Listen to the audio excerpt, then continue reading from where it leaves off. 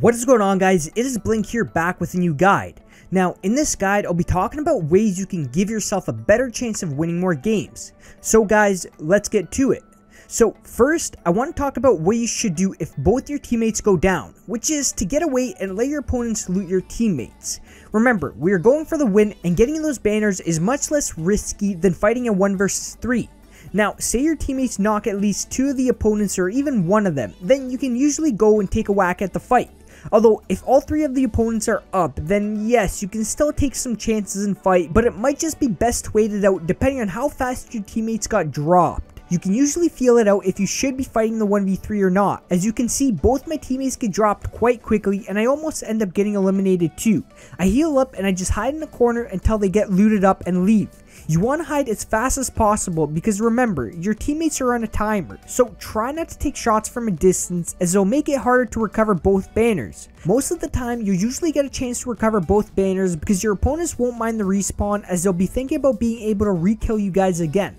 Now, after getting the revive, we faced the second last team and unfortunately got aimbotted by them. So yeah, could have worked out if they didn't have aimbot. Next, I want to mention a simple but super useful tip you should know.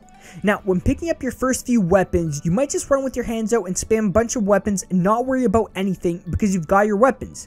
Well, you want to make sure to switch to both weapons at least once because they need to be cocked. If not, then well, you might get caught out cocking it as you engage onto an opponent, leaving you vulnerable for a few seconds. So make sure you fully wait a second before switching to your hands. Picking up a weapon and going right back to your hands will cancel the cocking animation, making you do it a second time. Next, I want to talk about sticking together. Now, after knocking one player, we don't rush towards the loot box to loot right away. Me and my teammates proceed to push the last few players together to give us the best chances of getting the elimination. Once you got one teammate leaving you and then another one doing his own thing, it just makes it so much harder to finish off the last few opponents. The longer it takes, the more you risk getting third-partied by another team. You want to guarantee more wins, you have to stick together to give yourself a fighting chance. Next, I want to talk about why thirsting is a good thing. A lot of people hate when you thirst, but it's a smart thing to do to get rid of a potential opponent getting revived. You can see after we knock a player, me and my teammate go for the push to make sure we get the finish. Now, they do get the revive off just for a second, although I was able to knock the same opponent with one shot and chase down the last opponent in the zone, that way he's not able to get the revive. Now, had I not chased him down, he would have potentially revived his teammates, although because of what I explained in the first example, you guys and I know to not allow the last player to live.